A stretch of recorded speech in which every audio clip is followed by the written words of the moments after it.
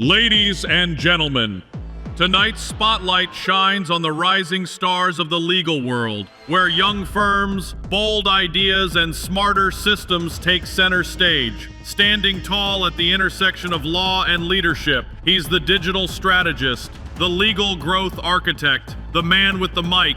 Make some noise for your host, Will McCreight. And today's guest, proof that modern law isn't about working more. It's about working smarter. Welcome, Ron Latz. The game is changing. Let's get you in it. This is Legal Currents with Will McCreight. All right, welcome back to another episode of the Legal Currents podcast. Today we have a very special guest, Ron Latz, someone I've had the pleasure of speaking with, not just on the conference circuit, but some firms that we work with together as well. Ron's the founder of Legal Phoenix, legal marketing advisory consulting fractional CMO service. Before legal service, Ron spent a decade and built a decade's worth of experience working in a variety of different roles in companies, learning that game from the inside out. I like to maybe describe him as the guy you go to when your check engine light turns on with your marketing process, or you're just kind of looking to take things to the next level there. Very lucky to have him on. And Ron, thanks for joining us. I appreciate it, Will. I've been called like a mediator and a translator, but never brought to like the mechanic level with the check engine light. So I like the analogies. I use a lot of car analogies, funny enough, as someone who would not consider themselves a car guy. But like I said, Ron, really appreciate you joining us. You have a very fascinating story. So I want to start things off. If you could kind of tell our listeners a little bit about your story in your own words. I've been in the space for about a decade and a half. Well, I started with Thomson Reuters within their legal division. I did a handful of years there, really selling marketing and advertising to lawyers. So, I think similar to you, I really did care about my clients, and I saw just some of the challenges and struggles that they had faced working with marketing agencies and buying those types of products, really not understanding what they were buying or having the proper expectations about the results that they were supposed to achieve, and taking into account competitive landscape as well as how long some of these things might take to produce the outcomes that they had hoped for. I really stayed tied to the legal industry, had my own consulting company, because after I had left, I still had clients that were just asking me, should I renew? Should I do this? Should I go with this agency? Like what's the new and latest and greatest? So that's why I stayed as close to it as I had over the past, 10 years, 15 years. I then helped rebuild a smaller boutique legal marketing agency. So I saw like the operational side of the house, product development, handling just customer success and sales, marketing, digital strategy, really just trying to put clients into the best products that they possibly could to achieve what they were trying to achieve. And I it's funny you talk about the check engine light. I had a desire to kind of untether from the agency world because it was hard to avoid the finger pointing, where law firm is pointing the finger at the agency and vice versa about why performance was faltering or they weren't hitting their growth objectives. So I fully took myself out of it. And now I consider myself more of a neutral third party that can put some accountability structure on both sides, because it's not always the law firm's fault and not always the agency's fault. So if I can help bridge that gap and help put them into products and really put that accountability structure into place, that's what I'm trying to do at the end of the day with Legal Phoenix.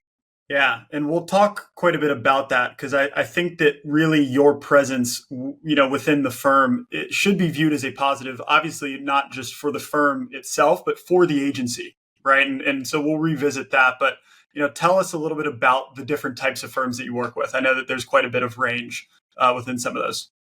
Yeah, we offer legal marketing consulting and advisory, and then also full-blown outsourced fractional chief marketing officer services. So the consulting side, it runs the gamut. I've got solo firms. We've got larger firms that have, a marketing ecosystem in place, all the people, the process, and the technology that's in order, and they leverage us as more of a sounding board. Again, that neutral third party, since we don't sell ads or SEO or design or develop websites, we've got no horse in that race, right? So they can come to us and just either ask us to audit some things, help them put together a strategy, tie it back to business goals and objectives, hey, what are some of the KPIs and, the metrics that we should be monitoring?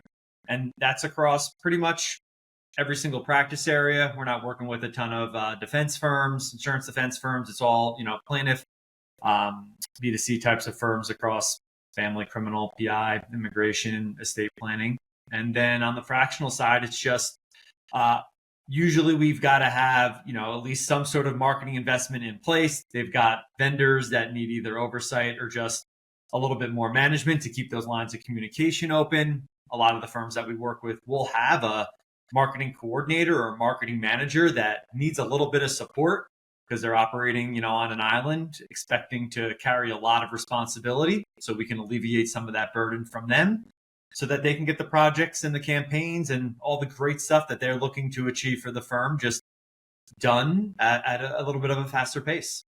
Yeah. And you hit on a bunch of very important pieces there, in a general strategy. Something that I'm very big on is that there's not ever just one way to get from point A to point B, right? Whether it's growth, it's using marketing as that avenue for growth. And it's really just carving out that path that fits best with what it is you're looking to accomplish. Marketing in general, or even digital marketing, is definitely something that is a very broad term, right? There's a lot of different things that can go into it. And sometimes it can be used as a catch-all where you're saying, hey, I'm doing SEO, but I'm not doing anything at all, right? And so I'm curious, where does that conversation start when you first come on with a firm and you're looking at the different options that you have? How do you talk through these options and try and figure out which ones might be worth looking at first versus which ones might not be a good fit? I start with some very basic questions like, Will, how often in your sales process or discovery call is a firm able to articulate and share with you, this is my marketing strategy, this is the goal and the objective, here's my benchmark for either case acquisition costs or what I pay per qualified lead across these specific marketing channels? And does that tie into the overall business goal that we're trying to achieve over, the quarter or the half or the year, right? Like even when I was in a very similar role to you, I never really got a lot of that information up front. It had to be extracted. We had to have a lot of discussions around like, what do we need to do in order to help you become the firm that you want to become? So what I try to do is get an understanding of that first so I can determine whether or not I can even help them. And if I can't, point them in another direction. And then if they are evaluating either an alternative agency or even a new agency because they're looking to go into a new channel, what I really try to understand is at the end of the day, how are we going to define success? And then if I can bring that to someone like yourself or another marketing partner, it's on them to tell us, hey, if this is what you're trying to achieve, this is our recommendation. Here's our proposal. This is what it's going to take to be successful. And I think that's the layer that's missing in a lot of these conversations because that's how you're able to hold each side accountable. Yeah, crucial, right? And speaking from someone on the agency side of things, that information is so incredibly valuable because in order to, determine what is a successful relationship or not, some of that basic baseline info and, not just where we're at now, but what those goals are, is really stuff that's going to be beneficial to an agency. And you have that experience as well. What would you say are, in your experience, the most common things that firm owners don't often think about that they really need to get an understanding of in order to set their agencies up for success? It's not necessarily, I think, a misunderstanding. I think it's lack of either historical and accurate data so that they can provide like specific benchmarks without sharing any confidential information. We've got two very different shared clients. One was, incredibly established, but their reporting infrastructure, the data, like the hygiene of that wasn't in a place in which we could reliably use it in order to evaluate performance moving forward. So we bring in the correct partners, we dig underneath the hood and try to understand, like whether it's through call tracking, whether it's through intake management and matter management, like on average, here's how many organic or local qualified or wanted opportunities we are delivering. And then we can provide your team with that information so that we can, not constantly move the goalposts. We've got another situation where the incumbent wasn't really delivering upon the promises in which they were telling the firm that they were going to deliver upon, right? So that was a complete reset. And there's costs associated with offboarding and onboarding and bringing everybody up to speed as to what we're trying to do here. So it's not necessarily always the misunderstanding of the marketing approach or the philosophy or the methodology. Yes, a lot of firms don't necessarily have the subject matter expertise to have thoughtful or very strategic discussions and conversations about a particular marketing channel and the tactics that are associated with it. I think at the end of the day, they've got to make sure that they're providing enough information to their marketing partners so that they can be put in a position to protect their investment and that those dollars can actually do what they wanted to do inside a particular channel. Yeah, all fantastic points. And, that draws inspiration. I know that you put up a post on LinkedIn recently, and for anybody who's not connected with Ron on LinkedIn, I absolutely recommend, finding him on there because you post very consistently. You post a lot of very valuable information. And your post was about the idea that, firm A could be trying this from a marketing standpoint, getting great results. Firm B could say, hey, I tried this, I got okay results. Firm C could say, I tried this, I got terrible results. And that doesn't mean that any of them are wrong, right? It's that unique experience. So I'm curious, as someone who works with a lot of different agencies, what is that balance between, drawing inspiration from things that you've seen historically work well, but also finding, the time to cut ties if that's not the right fit for a certain partner? Sure. To that post, and I've repurposed that I don't know how many times at this point. It's a conversation that is always rearing its head whenever I'm talking with new firms and even current clients. The gentle reminder, I believe, is appreciated. This might not be what some firms want to hear, but I think it is important for them to hear it. All of these channels work. It's just whether or not they are going to work necessarily for you in your market based off of the firm that you are trying to build and the goals that you want to achieve. So in some markets, there are firms that we work with where LSAs absolutely crush. In others, it's incredibly volatile. It's not a consistent source of lead gen. When you look at paid search and Google Ads, if you're in one of these major metros and you haven't been investing in paid search, you've got players that are 50, 60, 70, 6 figures plus a month that are absolutely dominating paid search because if they're spending that type of money for as long as they have been, it's likely working for them, right? Doesn't mean that you should necessarily jump into the ads market because the acquisition costs or the time that is going to take you to achieve that, if you're not capitalized properly, it's going to be painful for the first handful of months, right? SEO, very similar. If you're trying to go up against other firms that have been investing for a decade plus, have been developing content, building backlinks, have very authoritative websites, or even firms that are heavily involved in their community, right? They've got that local trust. They've got a lot of brand awareness. They have ties back to smaller local businesses that can support them, right? You've got to be able to find your niche, your special thing, your unique differentiator so that you're not attempting to play, right, the national player or the heavy hitter game. As far as each channel, it's very dependent upon how long that they've, been marketing, how long they've been doing something in particular, what the competitive landscape is, what the local landscape is from like a review perspective, right? But if you're just putting up a shingle and you're in a major metro or, market like New York, LA, Miami, pretty much anywhere in Texas, Vegas, right? You've got to have that war chest in the back if you want to play in some of these channels. If not, if you've got more time than money, it's grassroots. It's good old sales, business development, creating relationships, nurturing those relationships, and then the good quality service that you are offering. You've got to make sure you're staying top of mind with your previous and current clients so that you can generate as many referrals as possible, because that's how you're going to keep your acquisition costs significantly lower than playing in some of these more aggressive channels that these firms have been well established in. Yeah, it's definitely a very difficult thing to answer, right? To your point originally, no, it's not a one size fits all situation. If we have anyone listening here, let's say that they are very early on, right? They don't necessarily have the resources to compete dollars wise in their market, and they say, all right, based on what you're saying, sounds like time is the right way for me to approach this, right? Using my time more effectively, building these relationships with the community, things along those lines. What are 2 or 3 things that you would recommend people start with, as far as how they can use their time to build that network and build that presence?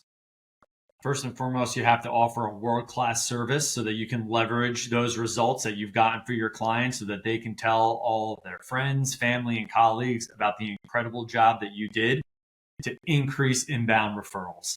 And if those people will shout your name and become evangelists and very loyal to you, right?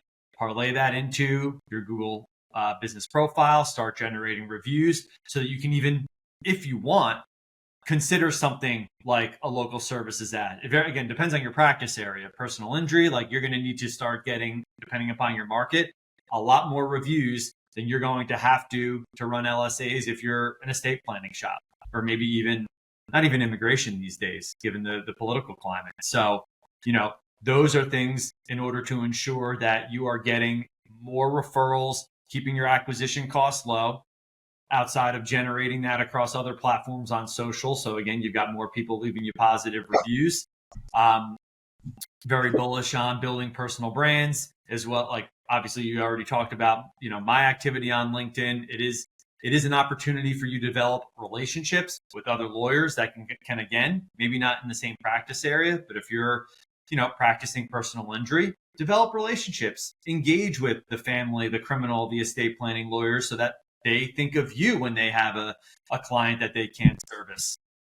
You can lean into newsletters, right? If you're producing content on one platform, repurpose it, right? Kill 2 birds with 1 stone there. Try to have at least a weekly drop so that you could stay top of mind, and then try to, create and use all of these different pieces to complement one another. And then when you get to a point where your revenue can allow you to invest in a particular channel, just have realistic expectations and try to take a thoughtful and strategic approach about it, because things like SEO are going to be a little bit long-term, and things like paid search are going to require at least your ability to sustain a reasonable investment for 6 to 9 months before you're starting to be profitable.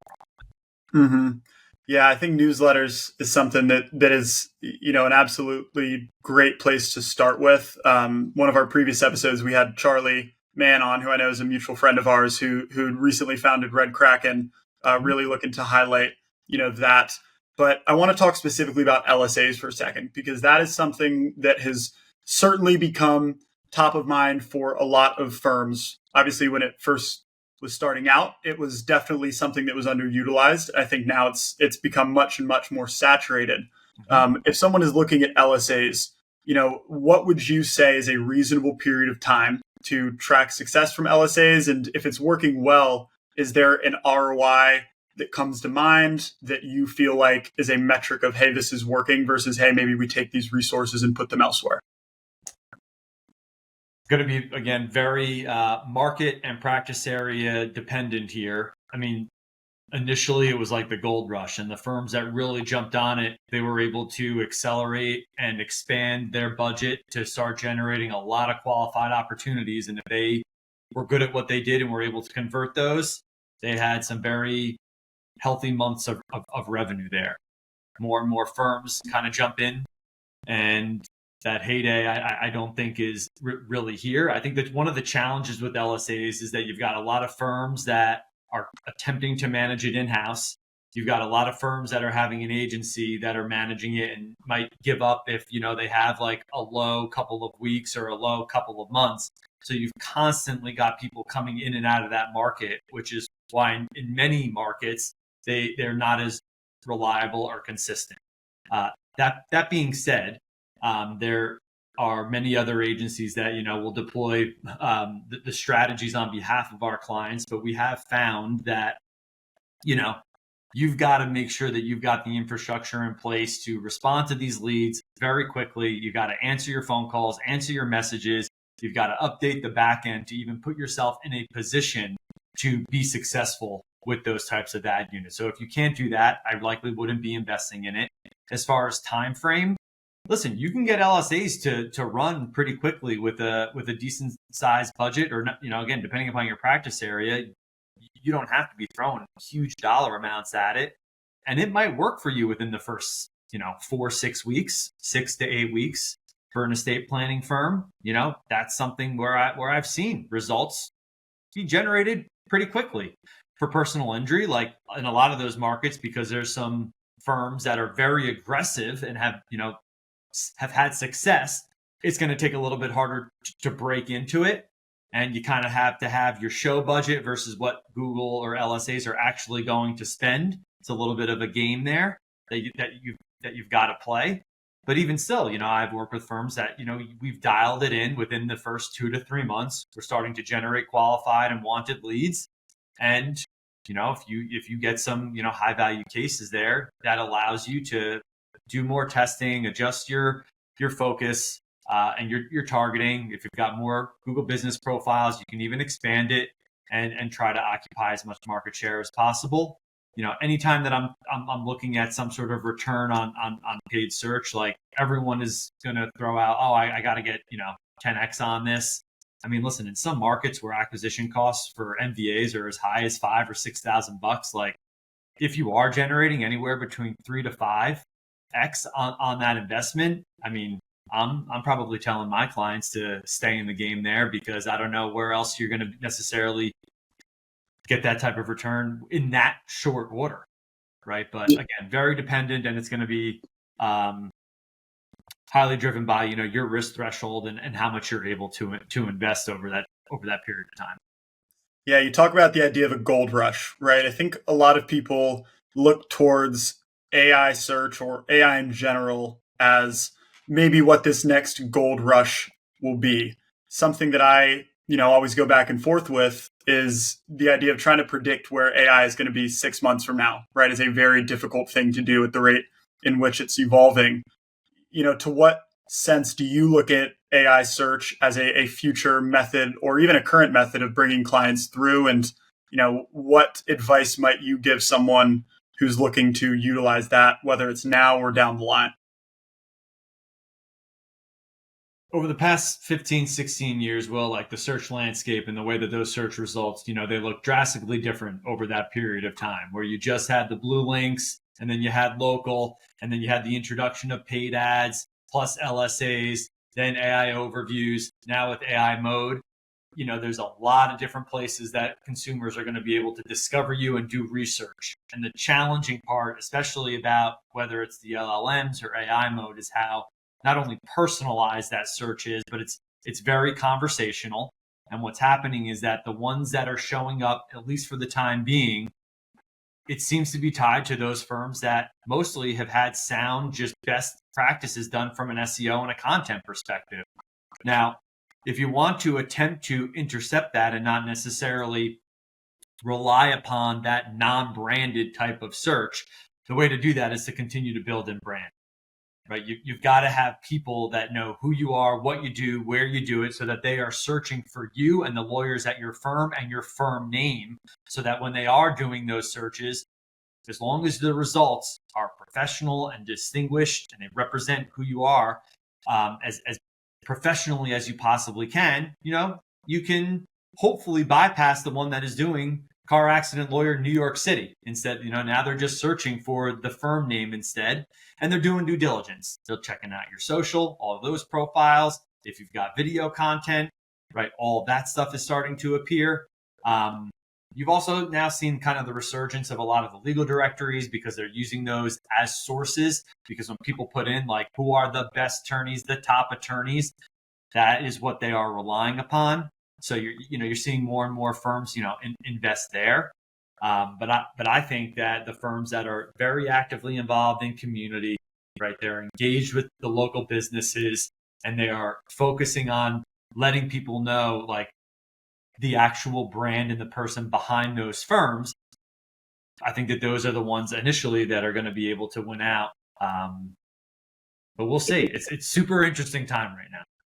Yeah, very much so. I think we're both on the same page. That authentic reputation in the community is something that, as search becomes smarter and smarter, is more and more difficult to fake, right? I think on my end, something that I see people leave out is they get 90% of the way there. They do all the hard work. They have these local events. They do this community engagement, but they fail to translate that to some digital perspective. And that's something I would encourage everyone to think about as well. Take the things that you're already doing and just make sure that it's in a digital format so that search engines can understand that it's out there, and you can take advantage of, press mentions or things like that in your community to really capitalize on that. Something else you posted that I found very interesting. I think you used the words, a marketing plan or a cheap marketing plan without a, functional intake system is like a pouring water into a leaky bucket, something along those lines. Sure, and sure. The idea of intake is something that's also very nuanced, but very, very important, right? And so I'm curious if you have any experiences where that sort of played out, where you said, hey, look, we're doing all these things the right way, but maybe it is an internal conversation of, is our intake actually capturing on that ROI? And in those situations, what are your recommendations usually?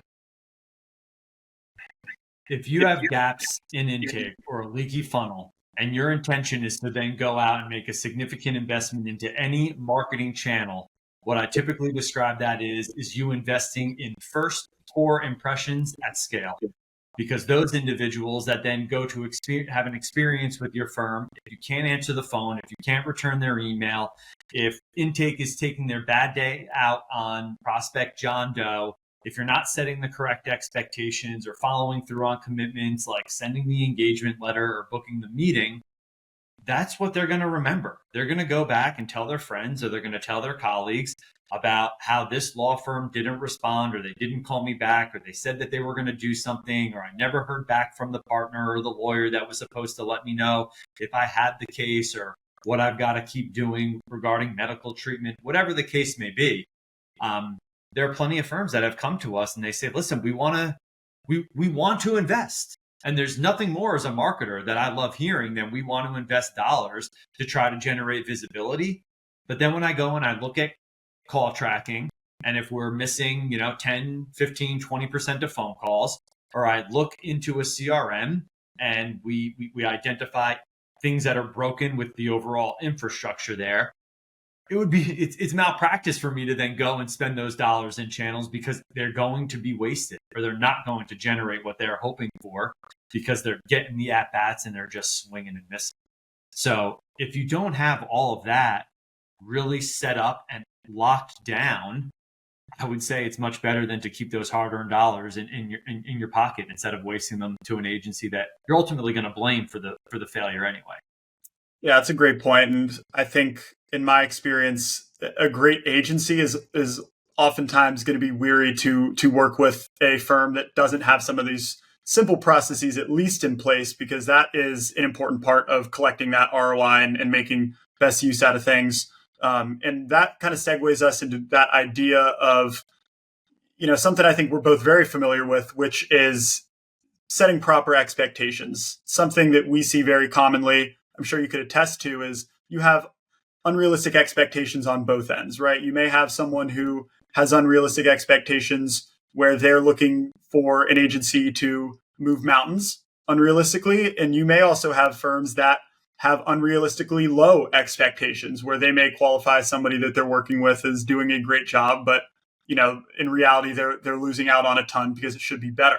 So, I'm curious, what is that balance between holding vendors accountable while setting those realistic expectations? And do you have any experiences one way or another there? Yeah, I've got a ton of experience and a lot of hard lessons learned just throughout the past, decade and a half that I've been in the space. And I just had a post, whether it was yesterday or the day before, and it was very professional and respectful discourse, if you will. But I had commented to somebody about how I basically thought that the agency was at fault for not walking away from the opportunity, because they were placing blame initially on the law firm for not providing the data or the target in which they were expected to hit. And my comment was, well, I understand that there's frustration and disappointment here, but there's shared accountability. It's not all on the firm here. And I've been in your shoes, and I know there are plenty of other people that are trying to also make a living, and they are offering these products and services to the law firm. And it's hard. I don't like walking away from revenue and opportunities either. But if I know going into it that firm, that their tech stack is a complete mess, that they constantly miss phone calls, I could see on all of their reviews that they're getting 1-2 stars for being non-responsive. They're not getting the results. They're over-promising and under-delivering, right? And then they come to the agency and you're the 5th or 6th agency in as many years. Like, those are the red flags that I just wish more of the agencies would then say, you know what, I got to walk away from this opportunity.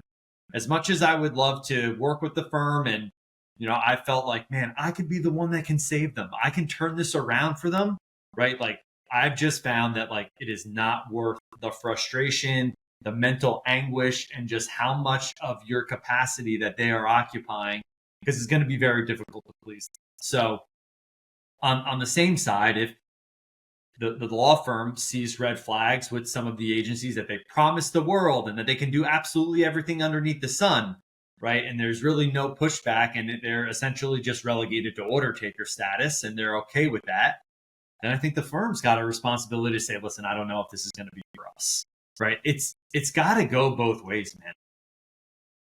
Yeah, it requires definitely some internal, introspective thinking on both ends. It's a lesson that, I've certainly learned the hard way as well, where it's very easy to take that, hey, this other agency did a terrible job at face value, but you almost need to look a step further and say, were they not put in a position to be successful, or vice versa? Yeah. And it's a tough conversation to have. Are there any things that, our listeners should run through an internal checklist of, if they're kind of thinking, hey, have I been a bad fit for our agency? Like, what things do I need to make sure we're checking off internally to, put ourselves in the best position possible to get results from people that we're working with?